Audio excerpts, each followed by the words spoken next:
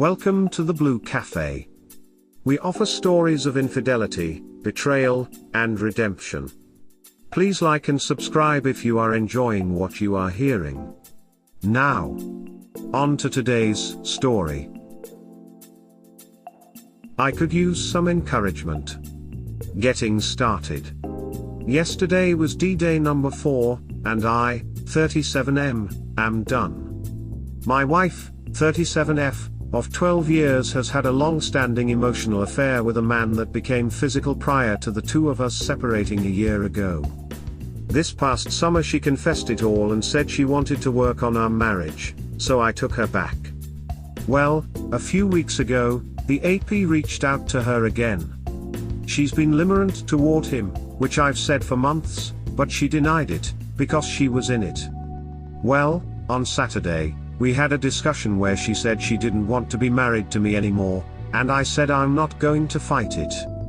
You can't force something that's not there, and without two-way commitment marriage doesn't work. Sunday night, our anniversary, she went out with some girlfriends, but afterwards she met up with the AP again, and you know where it goes from there. Yesterday, she finally realized that she is addicted to the fantasy of this guy. She is heartbroken, and wanted to work things out, but I just can't anymore. I feel for her, because I understand addiction, but now I have to care for myself. We have 3 young kids. We work for the same company. We live in an old house that's falling apart. The logistics aren't there yet, but I can't stay. I know this will get better, but right now, it's the same old repeating nightmare. Encourage me. Edited to add, D-Day number 1 was a drunken one-night stand, where she was taken advantage of. D-Day number 2 I found out about the AP. D-Day number 3 was the guy she dated when we were separated. And yesterday was D-Day 4. I just don't want to be hurt anymore. A realization. So, I was thinking about how I don't want to go through this divorce. I don't want to have to start a new life. I don't want to lose the marriage and the family I've worked so hard to build. I started to ask myself what it is I do want, and I realized that what I want doesn't exist anymore. I want my SDBXW of 12 years to be faithful and committed, but she's broken that, and while I believe she could be those things in the future, it'll never be the way I want it, because we now have this history of that. So instead of what ifs and focusing on what I want, which isn't possible anymore, I'm going to make the best of the situation I find myself in. Encouragement for divorcing Christians. I started writing the below to process my thoughts and feelings and likely blog about in the future. I figured some folks here could benefit. In a country with a divorce rate hovering around 50%, we all know somebody who has been divorced. Each one of us have friends or family whose lives have been impacted by it. While I don't recall ever directly judging someone for getting divorced, I'm going through one right now, and I find that I am harshly judging myself. Divorce is something other people do, not me. But for others, I have empathy and try to encourage them that things will get better, letting them know they are loved. For me, I beat myself up over it. I'm not going to get into all the details of my situation, as they are private and also irrelevant to this writing, but I have reasons that I believe my marriage needs to end. Even so, I think of myself as a failure sometimes for giving up on reconciling. I ask myself why I lack the strength to press through to the end. I hear story after story of the ideal situation where people work through their problems and come out better on the other side, and I think, why can't I do that? As an idealist, I've had to learn that those ideal hallmark endings, while real, are outliers to other couples in my situation. They are few and far between, taking incredibly special people in the right circumstances to make them work. And even though I understand this on an intellectual level, I still second-guess myself on an emotional level. I still shame myself for being too weak to push through. I still question whether or not I'm making the right choice. although now, I don't necessarily think there is a right choice. There are decisions to be made, sometimes better or worse, that are neither right nor wrong, they just are. You have to make those decisions. At the same time, I don't know why I'm so hard on myself. I don't know why it's easy for me to be graceful to others, but difficult to do so for me. I don't know why I feel like God is going to be disappointed in me for giving up. But then, I look back to Jesus. I ask, how can something I believe you've called me to end like this? I've been faithful and tried my best. I don't want to let you down, but I don't think I have the strength to continue. And instead of scorning me for questioning him, or shaming me for giving up, or pointing out that scripture says he hates divorce and nudging me back to my marriage, he offers grace again. He hurts for me and understands, telling me that sometimes he'll call me to things that fail, because while his kingdom is perfect, the world is still broken. Following his call is more important to him than success. He tells me that he does hate divorce, but he hates how it hurts people. He puts his hand on my shoulder, absorbs some of the pain, and gives me strength. Not strength to mend this broken marriage, but strength to survive. Strength to come out on the other side as a better person than I've ever been, ready to follow whatever his next call is. And most importantly right now, strength to accept the grace he has given and continues to give. Biting my tongue. I wrote a blog post that acknowledges my upcoming divorce. I wanted to respect my SDBXW's wishes if I could post it. We have not made any public announcements about the divorce but have both talked to friends and family. So I texted to see her thoughts. She told me she didn't want anybody to find out that way, so I respected that and told her I wouldn't post. Then she started talking about how painful this is. How fresh it is. How much it hurts. I responded with, I don't mean to be cold, but I'm probably not the best person to talk to about it. She replied, it is cold, but it's reality. You have cut yourself off? And it took every ounce of my being to not respond with, you cut yourself off by your affair. That wasn't my choice. I didn't. And I am glad I didn't, because as hurt as I am, I don't want to do or say anything to hurt her more, and no good can come from that comment, even though it might make me feel better for a few minutes. I would encourage any of you going through this to go as no contact as you can. I'm trying to stick to the subjects of the kids and logistics, and it is helping me stand firm. And though no contact hurts, it hurts way less than letting your emotions control your tongue. Getting better. Happy endings / sock day. In the words of the Beatles, I've got to admit it's getting better. My STBXW and I work for the same company. We have now separated finances, but her direct deposit had not changed over to her new account yet, so I had to bring her the money that was deposited into my account. I also delivered some divorce papers, parenting plan, uncontested entry, etc. While I was at her desk, we talked about an issue with one of our kids. We were civil. We were collaborative for her, and I genuinely wished her a good weekend. Sucker punch. Vent / rant / FML. This has been quite a weekend emotionally. I made the stupid mistake of emailing my SDBXW's AP's SDBXW. I've been reading Chump Lady, which has been helping me significantly, and I wanted to share it in case she was still struggling. Well, stupid me mentioned that AP was involved in why I was divorcing my SDBXW. I meant to send something helpful, but instead I stirred the pot. She reached out to AP, her SDBXH, who reached out to my SDBXW, who reached out to me, furious that I would be talking with her. She started saying that the divorce was because of all my issues, even though the day after she last saw AP, she wanted to fix our marriage, and I said no. It's kind of funny. She was accusing me of blame shifting, which is what she was doing. She says that I don't acknowledge my part of the problem.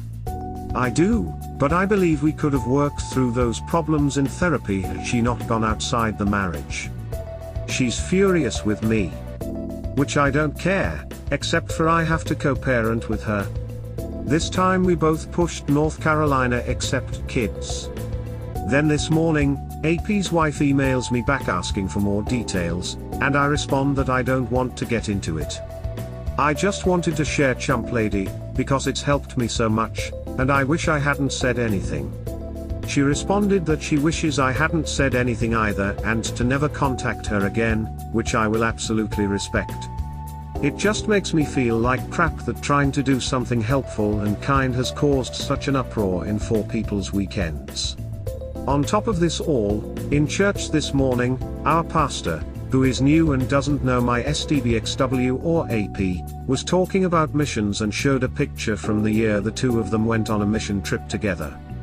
They were standing right next to each other in the photo, and it felt like a sucker punch.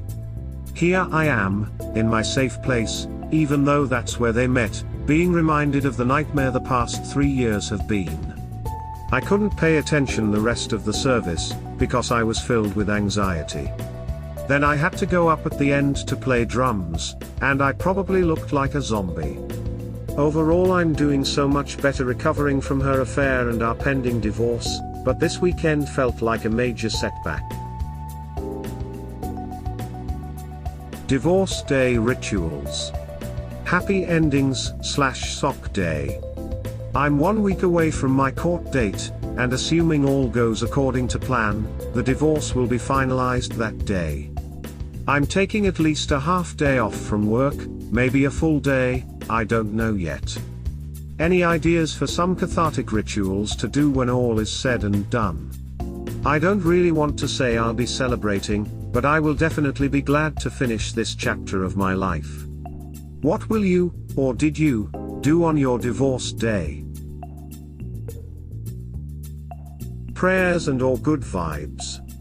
Happy Endings / Sock Day. Tomorrow is the court date, and I'm starting to get nervous. We are going pro se, and I'm nervous that there may be some paperwork or something we missed out on or filled out wrong. I just want all to go well and be done, so I can figure out a new normal. I didn't want this divorce, but she cheated, again, and now I do want it. I ran into some friends at the grocery store the other day who didn't know. When I told them, they said how sorry they were, and I told them that I've already grieved it and am actually looking forward to it now. Fingers crossed things go smooth tomorrow. I could use your prayers and or good vibes. Thanks. First date in 13 years. I'm recently divorced from a 12-year marriage. I just met a woman online, and we hit it off, sharing a lot of the same values and making each other laugh. This Saturday night I'm meeting her. This is my first date in 13 years, and I'm nervous. I never really did the online dating thing, all my previous relationships just came through my friend circles organically. Any tips apart from the standard be yourself, ask questions, and listen? ARG. Vent/advice/ITA. Vent/rant/FML. My divorce was finalized in June. I was awarded the house, but my ex-wife is still living there while I live in a house my dad owns but wants to sell until she finds a place. We split custody 50-50. In mid-July, I told her she needed to move out by September 1st. She has been looking and still hasn't found a place. Anyway, the settlement gives her half the equity of the house when I refinance, which I have 2 years to do. This is all in the divorce settlement. She is giving me a hard time for waiting to refinance until I've boosted my credit score, saying she needs the equity to get on her feet and that it's holding her back from getting a place. She has known for months that this was going to happen and has still been irresponsible with money, and it seems like she's trying to use this as an excuse. When I ask directly, Have you been rejected from any apartments for being on the mortgage? She doesn't answer the question, which tells me that she hasn't. So, first off, I'm so frustrated. I just want to move back into my house and live in peace. I'm tempted to just move back in on September 1st, whether she has found a place or not. That would probably put even more pressure. I want to refinance, so I can really separate everything from her. Second, ITA for waiting to refinance until I have a better credit score. ITA for putting a deadline on her even though she's still on the mortgage. Third, she has threatened to talk to a lawyer about this, which I don't think will do anything, since she agreed to all of this in the divorce settlement.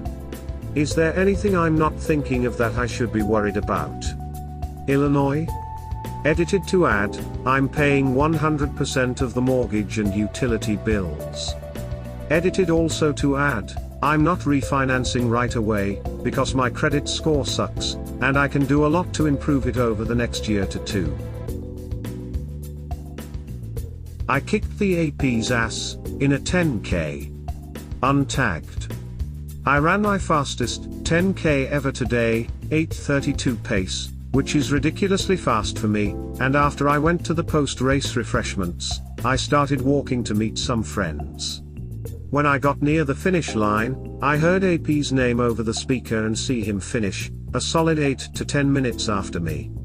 Now usually my race is about trying to do better than I have before, and others' results are irrelevant, but today I'm proud of my time and that I kicked his ass. Am I being unreasonable? Life after divorce. The first kid's birthday party post-separation and divorce is coming up.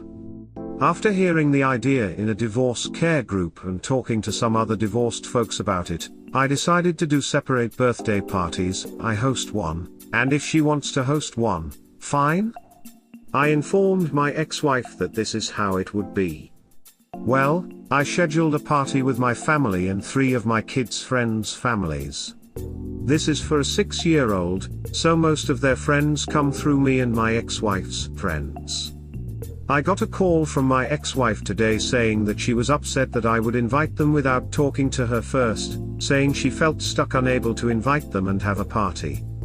The 3 families I invited are mutual friends of both of us, however I believe my ex has only really kept in touch with one of them. The other 2 are my best friend's family, whose wife she's hung out with once, maybe twice since separation, and a family who I know she has not spent any time with since before we separated. I see them all at least monthly. I understand being upset about the one family, but the others don't make much sense to me. I told her I was sorry she felt that way, but that it's already planned and there's no way to change it. I know I'm sorry you feel that way, is kind of sucky language, but I didn't know what else to say. I told her that I left a whole week between telling her I would host my own before I invited anybody, so she would have reached out to me and said, "Hey, can you not invite this kid, so I can?" She asked why we wouldn't just do it together, saying we'd have other things to do together. Parent-teacher conferences was the example she gave. I said, I have no desire to do anything with you that I don't have to. And I have no desire for our families, who all know what happened. Marriage ended because she cheated multiple times, to have to awkwardly spend time with each other. She hung up on me and then texted me to let me know she was blocking me from all social media. It seemed out of the blue, and I still don't get why that was her response. I unfollowed her long ago. That part doesn't bother me though. But it does make me question whether I'm in the wrong here. Maybe this is a better post for ITA, but I know folks here will probably have better insight being in similar situations. I'm not seeking validation. I want to know if I mishandled this or if I'm being unreasonable. I want to be a good co-parent. At the same time though, I really think the best thing for the kids would be if we continued to do stuff like this separately, because I'll be much less stressed, and we won't have to awkwardly interact. I'm planning to sit separately at kids' choir concerts, sports events, etc. I'll never be friends with her, but I'll also never disparage her to the kids, and I'll always try my best to be amicable. Am I wrong about that approach? I have not responded to her yet. But I'm thinking of saying something along the lines of, if you want to trade off every year who has a birthday party with friends, we can do that. Although, I kind of want to point out that 2 of these families are my friends who I keep in touch with, and she hasn't. Any advice? Grateful for my ex-wife's affair. Untagged. I was talking with a friend last night whose wife cheated on him, and I said something that really struck a chord with me, something I had not yet realized. In some ways, I'm actually glad that my ex-wife did cheat on me. I mean, it was the hardest thing I ever went through, and I wouldn't wish it upon my worst enemy, but I don't think I would have grown the way I did had she just ended the marriage. Throughout my adult life, I think I found a lot of my identity in my marriage. You could probably describe it as codependency. Had she just ended things, I think I likely would have sought out another relationship to fill that void, and had the same tendencies just with a different partner. Instead, I had to dig deep into myself to heal from the pain and the years of lies and gaslighting. And through that, I found myself. I found contentment. And while I certainly want another partner someday, if it never happens, I'm okay with that, because I'm content, I dare say happy, with myself and who I am, independent of any relationship. I don't think I'd have gotten to that point without her infidelity, and for that gift, I'm grateful. 1 year. Advice. 1 year ago, March 10th, was the day that put the final nail in the coffin of my marriage. It was my 12th wedding anniversary, and my wife at the time spent the evening with her affair partner. A couple days prior she had told me she wanted to move ahead with a divorce, but on the 11th, she came back and said that that was a major mistake and she wanted to work through our problems. I asked her that day if she was with him the night before, and she confessed. I knew then that I was done. Done, no going back anymore, it was over.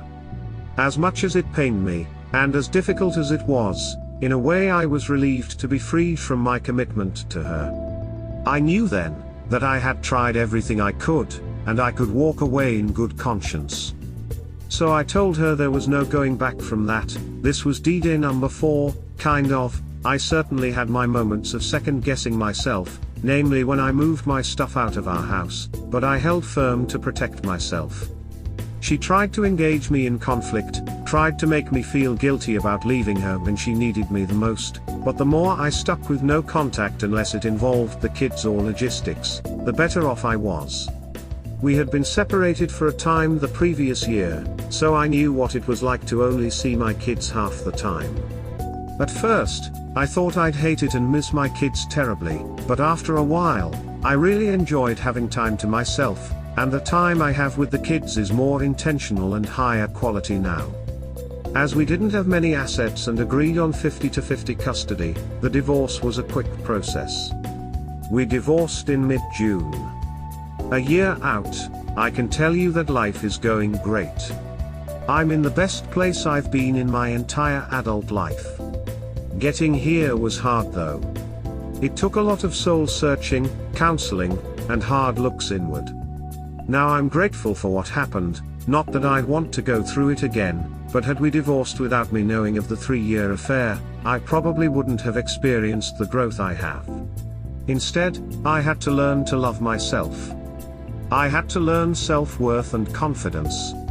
Life is really good now. I have great relationships with my kids. I've got close friendships. I have satisfying hobbies. I've lost over 30 pounds and am more than halfway to my final goal weight. I met a woman who, instead of tearing me down, makes me feel even better about myself than I already do. I waited until I was sure I was really ready to start dating again, counselor approved. In retrospect, I can see how much my ex-wife's choices damaged me, how much the affair and gaslighting deteriorated my mental health, how I completely ignored my gut, how I disregarded my value and allowed her to continually hurt me. With this newfound confidence and self-worth, I know I'll never stand for that again. My friends can see it too. I have some friends who have remained close with both of us, and they told me, "You're thriving. And she's still got all the same problems she's always had." I'm really just writing this to encourage those of you in the throes of this. You will get through it, and you'll be a better, stronger person because of it. Don't give up hope, but place your hope in yourself, because you know what, you can do this and you're worth it.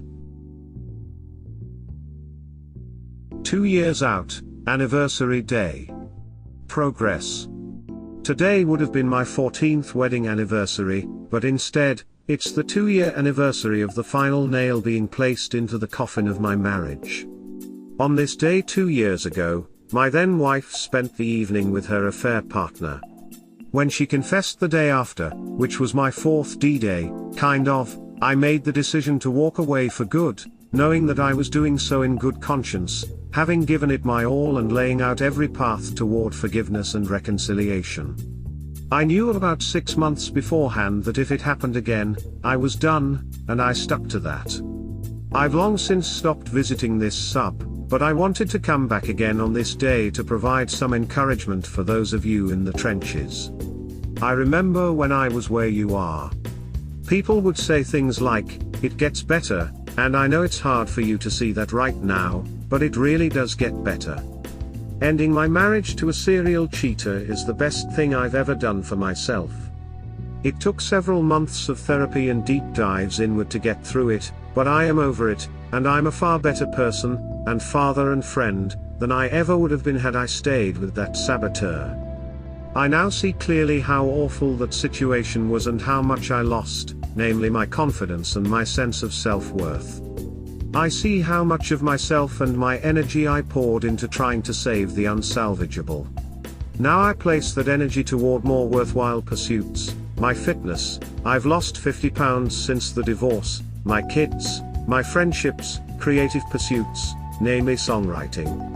I would never want to go through what I did again, but at the same time, I don't think I would have had the impetus to grow the way I did without it, and for that I am eternally grateful. My life is not over. My best years are not behind me. I'm single, but I'm neither alone nor lonely. I didn't start over at 37, I am still moving forward, only now I carry with me the lessons I learned along the way. I am thriving, and you can too. If anyone needs an ear from someone who's been there and seen it through to the other side, feel free to PM me. Best wishes and God bless.